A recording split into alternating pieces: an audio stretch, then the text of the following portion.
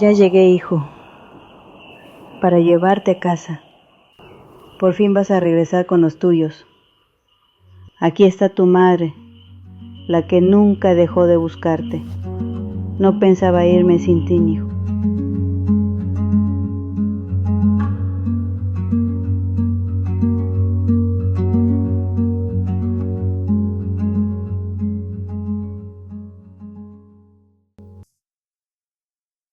Hola, ¿qué tal?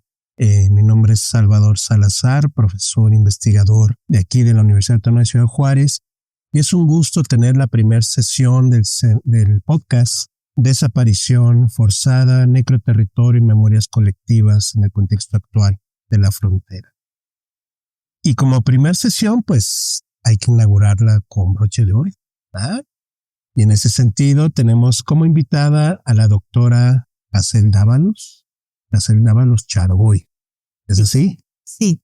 Muy bien. La doctora Hazel Dávalos Chargoy, bueno, me va a permitir leer un poco su trayectoria, ¿no? Es una trayectoria muy amplia, demasiado amplia. Entonces, seré breve, diría el PRI hace 70 años, ¿verdad? Nacida en Ciudad Juárez, doctora en Ciencias Sociales, con especialidad en Antropología Social por el CIESAS Unidad Occidente, ¿no? Una de las instituciones importantes en nuestro país. Integrante del Sistema Nacional de Investigadores e Investigadoras, nivel 1. Actualmente es investigadora en estancia postdoctoral por México por la Universidad Autónoma de Sinaloa. Sus líneas de investigación son las violencias institucionales contra las mujeres que buscan a personas desaparecidas a través del estudio de las estrategias individuales y colectivas de organización, denuncia y exigencia de justicia, así como acciones de memorialización. Desde el 2012 ha colaborado en acciones colectivas de memorialización y construcción de memoriales ciudadanos, principalmente a través de Bordados por la Paz. Desde 2017 ha colaborado directamente en las acciones colectivas de denuncia, exigencia de justicia y búsqueda de personas desaparecidas en Ciudad Juárez. Sus publicaciones más recientes abordan temas relacionados con el desarrollo de los colectivos de búsqueda, enfatizando la perspectiva de género, tanto para la búsqueda de personas desaparecidas como para la comprensión del papel de las mujeres buscadoras para la construcción de la paz, la exigencia de derecho a la memoria, la verdad y la justicia. Y bueno, como dice ahorita, es un privilegio tener a Hazel el día de hoy con nosotros, una amiga que ya hemos hecho por ahí un vínculo muy interesante de amistad académica de pues ya un par de años, y que, bueno, una de las principales expertas conocedoras del fenómeno de la desaparición forzada en México, en el norte de México en particular, en la región de Ciudad Juárez, y también que ha trabajado de manera muy interesante con colectivos de madres buscadoras. Agregaría nada más, antes de darle la palabra, que realmente es un privilegio cuando entra uno en contacto con académicas de tanto prestigio, pero de mucho compromiso. Hazel es integrante de un colectivo, Bordeando por la Paz. Bordeamos por la Paz. Bordeamos por la Paz, ¿verdad? Un colectivo muy bonito que trabajan con el bordado como una estrategia para efectivamente abordar fenómenos como el dolor, la desesperación o el sufrimiento ante casos de desaparición forzada. Entonces, pues bienvenida, doctora.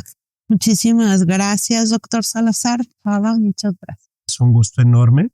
Y bueno, apoyándonos en que estés con nosotros el día de hoy, es importante pues un poco el que nos compartas pues tu perspectiva de cómo se ha presentado en los últimos años el fenómeno de la desaparición y en particular de la desaparición forzada pues aquí en el norte de México, un fenómeno que nos ha impactado muy fuerte como sociedad, en el que lamentablemente a nivel del Estado, de los gobiernos, pues, han sido incapaces de atender, incluso generando lo que tú ya has llamado como violencias institucionales frente a incluso a las propias madres. Entonces, pues si nos pudieras compartir cuál es tu perspectiva, cómo ves el momento actual en torno al tema. Lo veo bastante grave. Aparentemente estuviera controlado en algunas regiones, pero creo que ha sido un fenómeno social que está afectando de manera muy grave no solo a las personas que viven de manera directa la desaparición, me refiero a quien ha sido desaparecido, también a quienes la están viviendo, que son las familias, que es el núcleo de padre, madre, hermanos, las familias que cada persona desaparecida tiene. Generalmente, no es exclusivo, pero sí generalmente vamos a encontrar que son las madres quienes encabezan las acciones de denuncia, las acciones de exigencia de justicia y de que se realicen las investigaciones frente a las instituciones del Estado. Entonces vamos a entender que cuando desapareces a una persona no se queda solamente en el dolor de su ausencia, sino en todo lo que va a ocurrir una vez que fue desaparecido.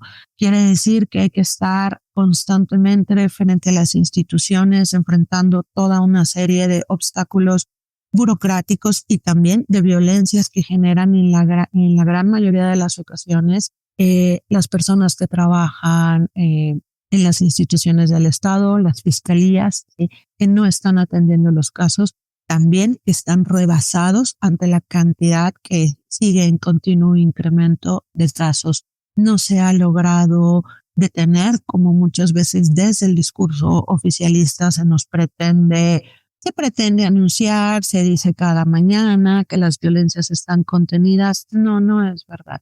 Y existen la enorme mayoría de los casos que dan en absoluta impunidad. Por esto, las desapariciones pueden prolongarse por años, incluso por décadas. No es un problema que tú digas tiene una solución inmediata.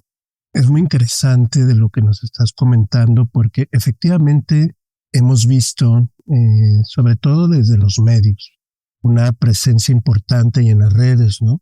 Sociodigitales, una presencia importante de los colectivos. Pero efectivamente destaca en gran medida la figura de la madre buscadora. ¿Qué decimos al respecto? Creo que se dice que una madre es capaz de todo. Se dice que una madre, por amor a sus hijos, va a ser capaz de hacer todo lo que sea necesario. Y si bien es cierto, no es justo. Y esto lo voy a decir en el sentido de que los mismos estudios sobre mujeres han podido determinar de manera muy clara cómo las mujeres vivimos múltiples identidades simultáneas, ¿no? Está la primera jornada laboral, aquí no voy a intentar ser muy concreta, no divagar tanto, pero pensemos en que, por ejemplo, está la primera jornada laboral, que normalmente es la que se remite a lo que es el trabajo asalariado o el que te genera ingresos. No importa si trabajas como jueza, magistrada, o si tú te dedicas a vender quizás comida afuera de tu casa, o sea, no tiene que ver con la formalidad o la informalidad del trabajo, pero es la primera jornada laboral, es la que se está refiriendo a tu sustento económico, de donde obtienes el recurso. Las mujeres generalmente, en la enorme mayoría, vamos a tener la segunda jornada laboral, que es la que está refiriendo al espacio doméstico, al espacio de tener que hacer la comida, de tener que hacer labores de limpieza, de tener que hacer labores de pago de recibo, de compras, de orden de la casa. Y hay una tercera jornada que no está acabada de definir por completo. Algunas mujeres dicen, sobre todo las mexicanas, comentan que tiene que ver con el cuidado de los hijos, administración de todas las tareas de los hijos, haga sus tareas, mientras se va a bañar, hay que llevarlo al fútbol, etcétera. Cuidado también de otras personas, como generalmente enfermos, adultos mayores. Las españolas nos refieren a cómo construimos esos espacios que buscamos dar para establecer nuestras relaciones personales. El tiempo que dedicas a la pareja, el tiempo que dedicas a las amigas, y que también es importante no solo para ti, sino porque está construyendo tus redes, tus fuentes de apoyo en gran medida. Y hay una que a mí me parece muy, muy interesante, que es como la que trabaja en la línea más argentina, es donde yo lo he encontrado, que tiene que ver en cómo las mujeres somos depositarias en la enorme mayoría de las veces de las políticas públicas, que si bien presuponen un bien para toda la comunidad, están generando otra sobrecarga más que hay que atender. Y también tiene mucho que ver con el trabajo institucional.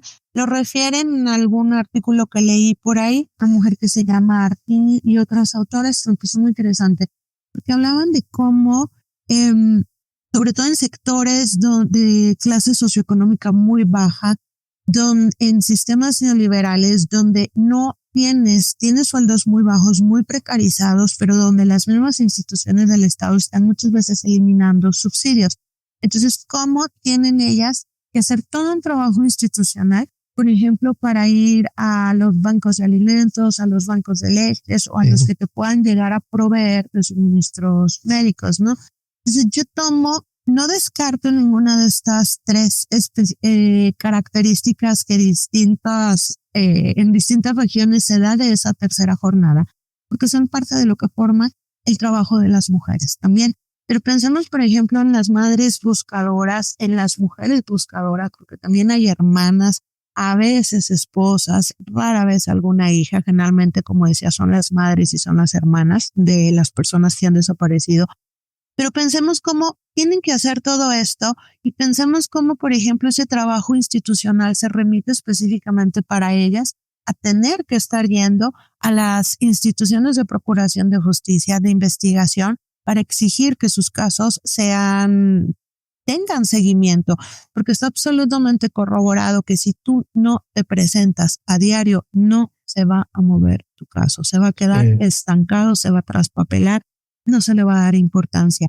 Las muy pocas que tienen algún apoyo jurídico, como el apoyo de los centros de derechos humanos, que también están rebasados ante la cantidad de casos, tienen que dedicar mucho de su tiempo a estar presentes también en los centros de derechos humanos, donde se les tiene que explicar todo lo que significa, cómo va el proceso de su caso. Pero entonces pensemos que estas mujeres buscadoras también están enfrentando una cuarta jornada laboral. O sea, y aquí voy a hablar, este término yo lo estoy tratando de definir específicamente para las buscadoras. No puedo ampliarlo a otro grupo, pero vamos a pensarlo para las buscadoras que también tienen una cuarta jornada laboral y que tiene que ver con todo el trabajo colectivo. Todo el trabajo que tú tienes que toda la energía que tienes que poner para ir a marchas, para ir a plantones, para ir a pegar pesquisas, para ir a rastreo. Eso quiere decir que tú misma, con tus propias fuerzas y con tus propias manos, tienes que ir a buscar al desierto a los desaparecidos. Tienes que ir a excavar una fosa para desenterrar a quienes están desaparecidos. Entonces vamos a pensarlas, ¿sí?, como mujeres extraordinariamente sobrecargadas de trabajo, y tienen esa primera jornada, la enorme mayoría, algunas pocas, sí, se dedican únicamente a lo doméstico. De todas formas, tienen que cumplir con esa jornada. Y también todo esto, lo que les intentaba yo explicar, que es la tercera jornada laboral, que yo la identifico como el trabajo institucional y sociojurídico, y la cuarta, que es su trabajo en colectivo. Entonces son mujeres absolutamente rebasadas. Y les ha generado un fuerte desgaste físico, emocional, incluso un desgaste afectivo también. Sí, absolutamente. Hay un desgaste emocional, hay un desgaste físico, y tiene, pienso yo, que ver mucho con que son emociones absolutamente prolongadas. No tienes la certeza de si tu hijo o tu hija está vivo o si ya fue víctima de homicidio o de feminicidio. Hay un sentimiento de verdadera ira, verdadera rabia frente a la impunidad. Es un sentimiento de injusticia. Entonces, estamos hablando de mujeres que de manera muy frecuente se quedan solas y no tienen el apoyo del resto de la familia. En algunos casos, el apoyo se traslada a que va a haber alguien que haga el fuerte económicamente, que dedique más energías a trabajar para que un miembro de la familia pueda estar más presente en las instituciones de justicia y en la búsqueda. Pero de manera muy general, yo comprendo que son mujeres que se quedan muy solas. Y solas puede ser en todos los sentidos. Es muy común que pierdan sus redes de amistades. Es muy común que no tengan el respaldo de sus iglesias, sea la religión a la que pertenezcan. también es muy común que la misma familia se vaya alejando y que incluso se generen fuertes tensiones en el interior del hogar con la pareja, con otros hijos, por lo cual se terminan quedando muy solas, enfrentando todo el proceso de búsqueda. Y además constantemente amenazadas, porque hemos visto varios casos, no tanto en Juárez, pero en otras partes del país recientemente, de varias madres buscadoras que fueron asesinadas al momento de pues verse o plantearse frente a la exigencia ante la autoridad, entrar en la parte mediatizada y en los medios, y resulta que fueron asesinadas, ¿no? A los pocos días. O que también han sido desaparecidas. O que también han sido desaparecidas. Yo creo que esto es algo que quizás para quienes nos dedicamos más a la investigación de desaparición, y aquí tengo que precisar que yo todavía trabajo muy en torno a los colectivos, no tanto en torno a la institución y su forma de organización, es apenas donde estoy entrando. Pero hay una parte que quizás para las personas que conocemos los casos de manera directa nos resulta muy obvia, pero luego me doy cuenta que el conjunto social desconoce esto, entonces por eso lo quiero mencionar. Esto se puede tornar muy peligroso para las madres porque de manera muy común, aquí sí tengo que decir que en absolutamente todas las entrevistas que yo he realizado a profundidad con madres y hermanas buscadoras, encuentro esto. Los agentes ministeriales les indican, ¿sí? O sea, cuando tú tienes una persona desaparecida que se levanta la ficha de búsqueda y que se determina está desaparecida, sí, les dicen, tráiganos los datos que debemos investigar. Desde el argumento de que nadie los conoce mejor que ustedes, dejan absolutamente toda la carga de la investigación. Esto significa llevar datos de quién sospecho, quién es sujeto de interés, pero para poder decir de quién sospecho, también tengo que decir dónde trabaja, en qué horario trabaja, dónde se mueve, en qué esquina se para, con quién se mete, quién es la novia, quién es la amante, quién es, etcétera, ¿sí? ¿Dónde vive? Sí, para que tú supuestamente entregues estos datos y los agentes ministeriales acudan a realizar esas investigaciones. Pero entonces imagínate la manera en que se están exponiendo ellas al adentrarse en territorios que están tomados por los cárteles grandes, sean cárteles menores o lo que sea, y que inmediatamente sabemos que hay halcones, personas que están vigilando y que van a dar aviso a las personas. Claro que se están exponiendo. Ahora, también tenemos casos que yo creo que son los más mediatizados, como tú decías, ¿no? De personas que llegan a situaciones muy extremas. Por ejemplo, lo vimos con lo de Rancho Izaguirre, una situación tremenda que ocurrió en México. Bueno, pensando, no sabemos quién nos va a escuchar, una situación tremenda que ocurre aquí en México. ¿Qué pasa entonces ahí al encontrar, pero sobre todo al afectar intereses que te das cuenta que son empresariales, que son políticos y que están frente a los medios de comunicación? O sea, por supuesto que se están acercando a criminales, están encontrando nombres, están encontrando perpetradores y muchas veces están encontrando incluso vínculos dentro de las propias instituciones o que fueron perpetradores, sí, directos o corrupciones o complicidades. Entonces, claro que están tremendamente expuestas. Y si agregamos a esto lo que tú ya de manera muy interesante, ahorita mencionabas que estás aproximando al ámbito más institucional. Sin embargo, has elaborado un trabajo muy interesante de diagnóstico sobre lo que has denominado como las violencias institucionales que enfrentan las madres buscadoras. ¿Qué nos podrías decir al respecto? Esa fue una investigación que tuve la fortuna de hacerla para el Centro de Derechos Humanos Paso del Norte, la asociación civil que se encarga en Ciudad Juárez, en específico, de los casos de desaparición y tortura de hombres, específicamente hablando de género, sexo, hombres, ¿no? Y fue algo muy interesante porque pude tener la oportunidad de entrevistar a profundidad a un grupo bastante amplio de mujeres y cómo están viviendo ellas estas violencias. Aquí mucho de lo que yo me estoy encontrando es la discriminación que existe hacia sus personas, bueno, voy a tratar de aclarar un poco.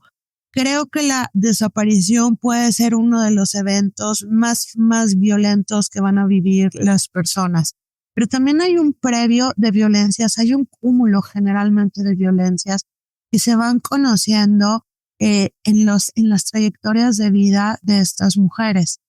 Está la desaparición, que es la violencia más grave, pero también después de esa desaparición, cuando tú buscas acceder al sistema de justicia, va a venir un cúmulo de violencias tremendas. Entonces yo comprendo a estas mujeres que están inmersas en la enorme mayoría de su vida en procesos de violencia. Desde la institución hay un asunto que es justo una de las cosas que estoy comenzando a trabajar ahorita, que es cómo se construye la noción sociocultural de lo que es una víctima. Con esto yo lo que me quiero referir es que si bien tenemos reglamentos, tenemos leyes que nos están diciendo esta es una víctima, sí, tenemos la ley de víctima, la ley general de víctimas, también tenemos la ley general de desaparición forzada y por particulares, que nos dicen que están definiendo esta persona es una víctima. Sin embargo, nos damos cuenta que los agentes normalmente operan de otra manera, no importa que lo tengan claramente definido. Y peor aún, el resto de la sociedad también opera de la misma manera. Se determina quién es una víctima al decir a qué se dedicaba, está tatuado, es consumidor de drogas, es usuario, es pobre, es moreno. O sea, quiere decir que verdaderamente los fenotipos raciales pesan, la clase, la educación pesa tremendamente para determinar, ¿sí?, en qué andabas, pero no hay evidencia de si las personas estaban involucradas en actividades ilícitas o no, para entonces determinar si es una víctima y me muevo a buscar a esta persona o determino, no importa que lo hayan desaparecido, no importa que esté en riesgo de ser de vivir otra serie de delitos. Es como que desde ahí se determina esta persona no es una víctima, no merece ser buscada. Entonces las personas terminan teniendo que acreditar, las familias, que ellos no son criminales y que sus hijos, su persona desaparecida, tampoco es un criminal, para que las instituciones quieran llegar a moverse. Y en esto se pueden ir meses, años sumamente valiosos. Bien interesante. Ahorita mencionabas, Hazel, de efectivamente estas violencias posteriores al evento o al acontecimiento de la desaparición, y sobre todo que cargan de manera importante las madres buscadoras, ¿no? Nos han mencionado, por ejemplo, varias cuestiones que están relacionadas con el contacto que tú directamente has tenido con estas madres, cómo nos las has acompañado a la fiscalía, a seguir la denuncia, a ir a buscar respuestas frente a sus inquietudes, y que son de manera muy, vamos a decirlo, muy poco humana, ¿no? Sí. Atendidos ahí o atendidas. Pero también lo veo desde un punto de vista más estructural, pero también desde un contexto a nivel nacional. En los últimos meses ha habido una discusión importante, pero a veces es como una discusión sorda. Cuando hay una iniciativa por parte del gobierno federal, de la Presidencia de la República, para modificar la ley general en materia de desaparición forzada y desaparición particulares. Y de repente, como está haciendo actualmente, ¿no? Son iniciativas que sean aprobadas rápidamente, ¿verdad? Un grave error desde mi punto de vista.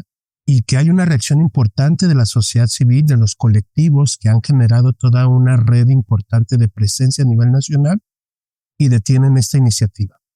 Sin embargo, aun y cuando han pasado algunos meses de que se detuvo la iniciativa, y al parecer en estos días está nuevamente por pues entrar ahí en proceso de debate legislativo, pues lo que vemos es que es una ley omisa, es una ley que simplemente no atendió, no dio efectivamente cauce a las demandas concretas y reales que los colectivos han evidenciado y que se muestran de manera muy clara con estas violencias institucionales.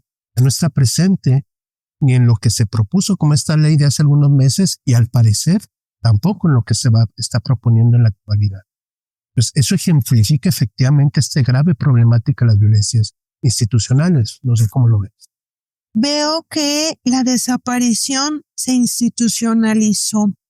Hoy justamente por la mañana escuchaba a una doctora de la Universidad de Guadalajara, se llama Denise Ayala, y me pareció muy interesante un análisis que ella hacía al respecto, porque hablaba de cómo en muy poco tiempo, eh, por presión y demanda de los colectivos de búsqueda de las familias en conjunto con personas solidarias, con centros de derechos humanos, abogados que apoyan y otro tipo de profesionistas, pues gracias a esta demanda, gracias a esta presión, se logra por una parte legislar lo que ni siquiera estaba legislado, porque recordemos que hasta antes de noviembre de 2017 ni siquiera existía la categoría de desaparición como un delito, entonces pues no había nada que perseguir. Si tú dices, oiga, se llevaron a mi hijo y ya le pidieron rescate, no, eso no es secuestro, no podría hacer nada, ¿no? Está en una red de trata de prostitución, su hija, no lo sé, no podría hacer nada. O sea, entonces recordemos que es por presión de las familias, por presión colectiva, que se logra finalmente aprobar la ley de desaparición forzada y por particulares, porque la forzada sí se había logrado aprobar anteriormente, pero estaba circunscrita únicamente a cuando las autoridades en cualquiera de sus instituciones desaparece una persona, ¿no? Hasta noviembre de 2017 que se aprueba esta ley, entonces tenemos relativamente poco tiempo que se crea la Comisión Nacional de Búsqueda en conjunto con sus comisiones locales, que se pretende, porque bueno, también promesas de campaña nunca cumplidas, ¿no? Realizar el banco genético, entre muchas otras herramientas y mecanismos institucionalizados para hacer frente a esta crisis, ¿no? Pero mucho de lo que podemos comprender, por eso remito a lo que escuchaba el día de hoy de la doctora Denise Ayala, ella mencionaba cómo en realidad solamente se ha institucionalizado, porque no hemos resuelto, no se ha dado solución en ningún momento a la desaparición. Por el contrario, los números crecen. Incluso después del intento de limpieza burdo, fue una de las cosas más bajas y vulgares que sí creo que se realizaron en el sexenio anterior, ¿sí? Que se pretendió hacer una limpia del registro de personas desaparecidas. Aún así, los números ya rebasan a las 126,000 personas desaparecidas. Entonces, con esto quiere decir que no importa la institucionalización, no importan los mecanismos que se hayan creado, no se ha contenido. 1, no se ha resuelto los casos de desaparición. 2, no se han contenido, no se están logrando prevenir. Y estamos encontrando incluso grupos de personas desaparecidas cada vez más amplios.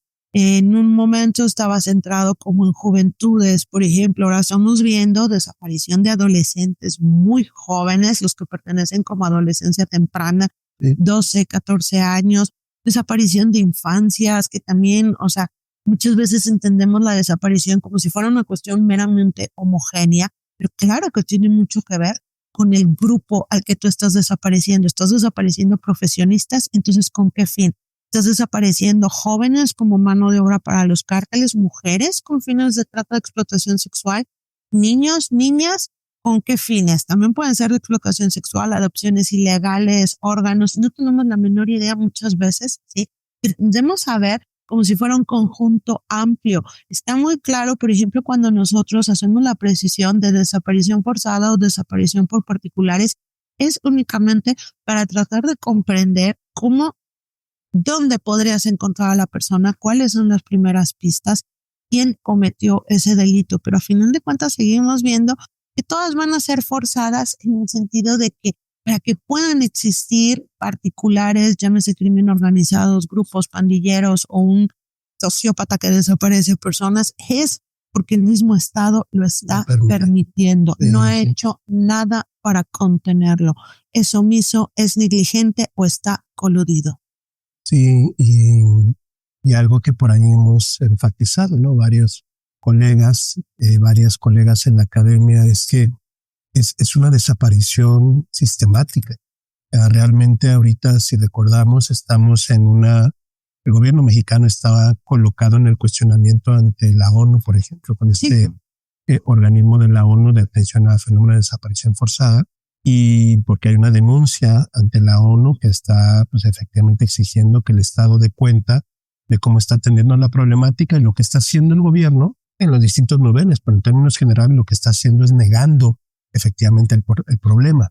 Y tenemos una situación bastante delicada, incluso de una especie como de cinismo por parte del Estado. Yo pensaría que es un juego tremendamente perverso y es un juego de simulaciones, como dices, es un juego cínico, pero yo siento que incluso perverso, porque están jugando con el dolor o las emociones, están jugando con el miedo de las personas y con el dolor más profundo de quienes están buscando, de quienes están exigiendo justicia. Por un lado, legislas.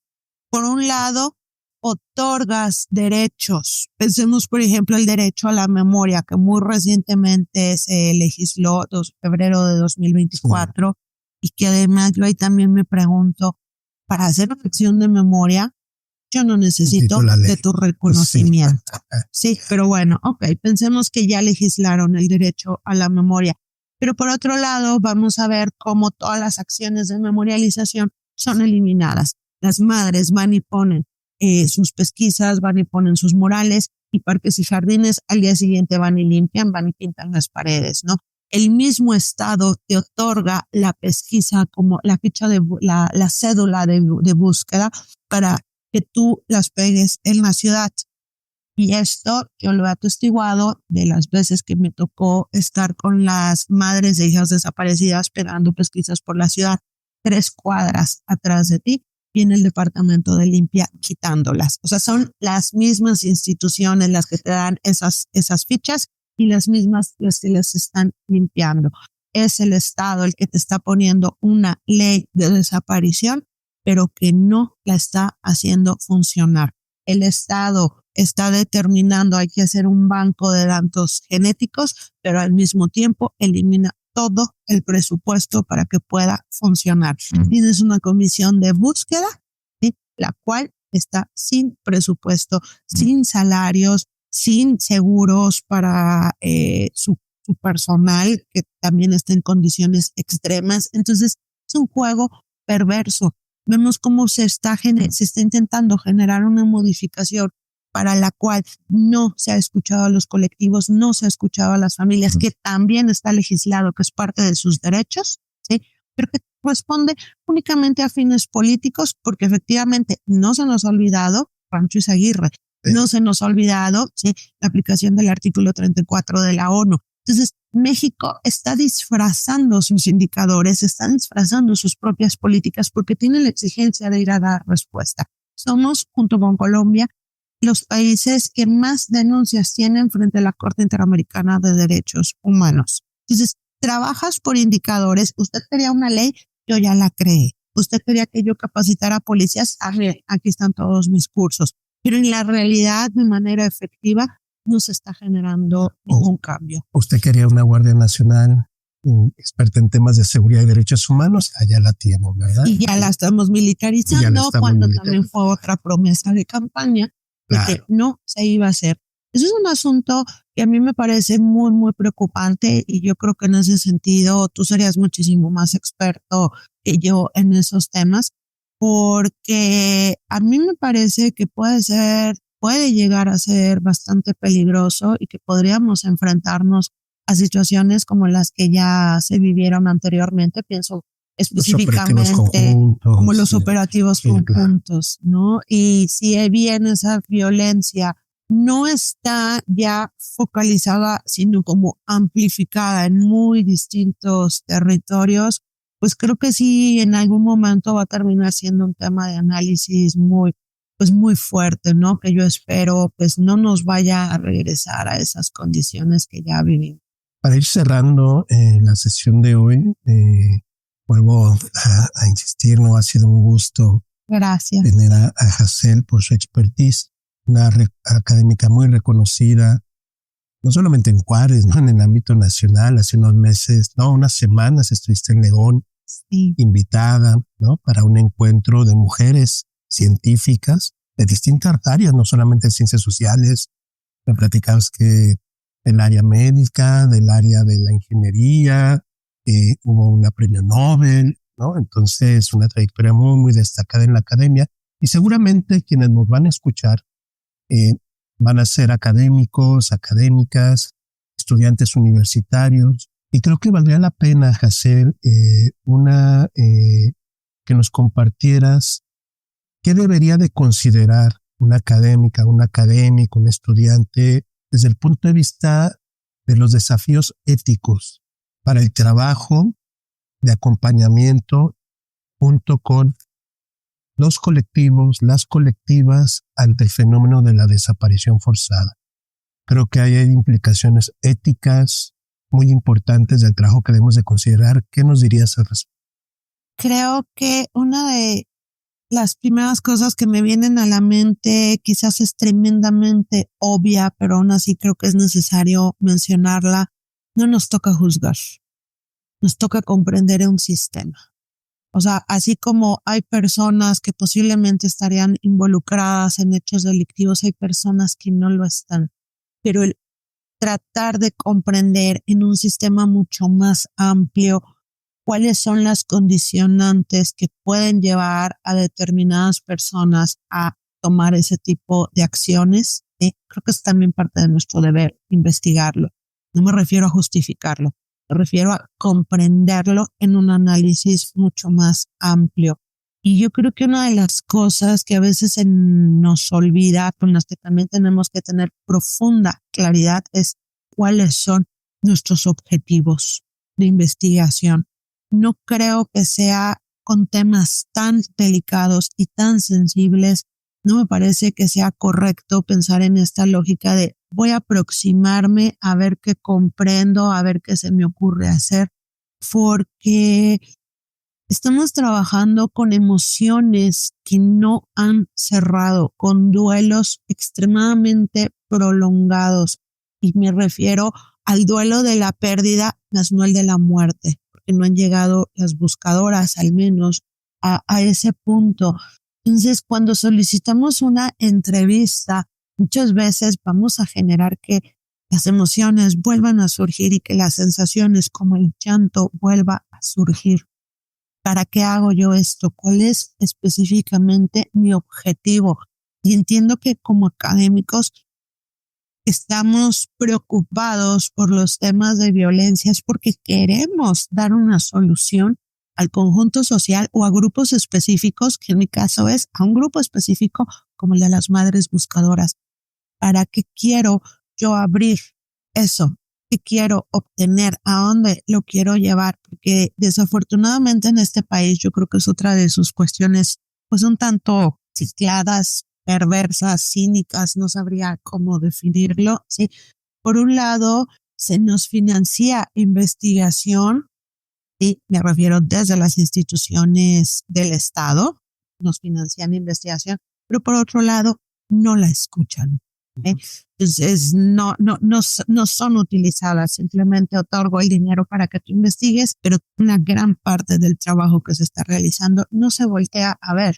Entonces, ¿cómo tratar de plantear? No estoy diciendo que sea nada sencillo, pero tratar de plantear qué clase de proyectos podemos hacer que sean de incidencia, al menos para algún grupo específico, ¿no? Si yo voy a trabajar con desapariciones, va a ser para prevenirlas, va a ser para sensibilizar a las personas insensibles, va a ser porque tengo capacidad de hacer un banco genético, porque tengo capacidad de optimizar procesos. O sea, ¿para qué la queremos hacer, no?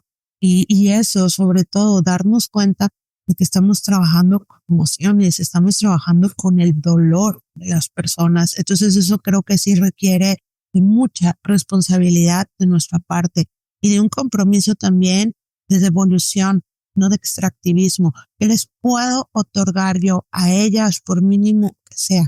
Puedo ayudarlas a difundir su caso, puedo ayudarlas a que algún sector, aunque sea el académico, conozca lo que están viviendo. ¿Qué puedo yo hacer como un ejercicio de devolución y no quedar en una mera práctica extractivista?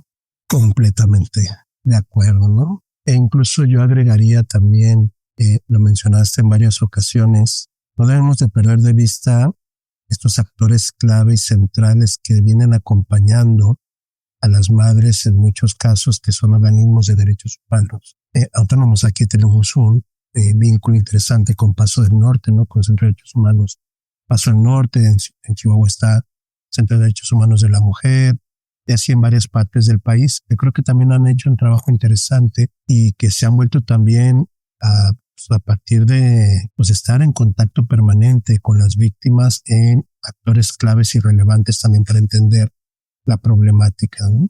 Bueno, ha sido un privilegio, Hazel. Muchas gracias. Qué gusto conversar contigo. Nuestro primer podcast en torno a este proyecto sobre desaparición forzada, necroterritorios y memorias colectivas. Y como decíamos, era pues indispensable iniciar con una extraordinaria académica. Muchas gracias. A quien le tenemos un respeto y una admiración muy grande. Y bueno, simplemente cerraríamos en darle a conocer a quienes nos escuchan, a la audiencia en términos generales. La doctora Hazel Dávalos y un servidor estamos organizando un seminario para los primeros días de septiembre. Sí. Entonces, si quieres comentarlo, me dejas. Adelante. Sí. Bueno. Es un seminario que hemos titulado, me dice Hazel que yo soy muy romántico en mis títulos, ¿verdad? Entonces lo titulamos Cartografías del Dolor y Resistencia, Desaparición Forzada, Necroterritorios y Memorias Colectivas. Y es un seminario que será del 4 al 6 de septiembre aquí en la Universidad Autónoma de Ciudad Juárez. Ya a partir de las redes enviaremos invitación.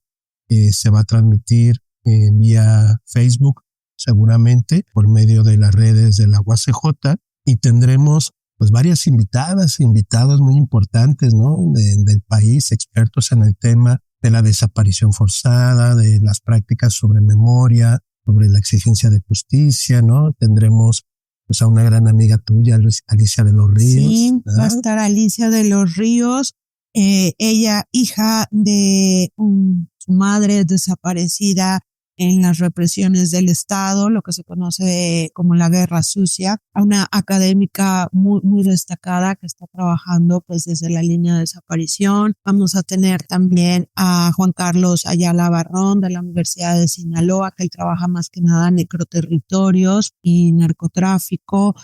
Vamos a tener a Alfredo Sánchez Carballo, que trabaja migración, ¿no? ¿A quién más tenemos invitados? A Liliana López del JAS, ¿no? Del Grupo Interdisciplinario de Antropología Social y Forense, ¿no? También una experta en el tema sobre derechos humanos, desaparición. Alejandra Guillén del ITESO.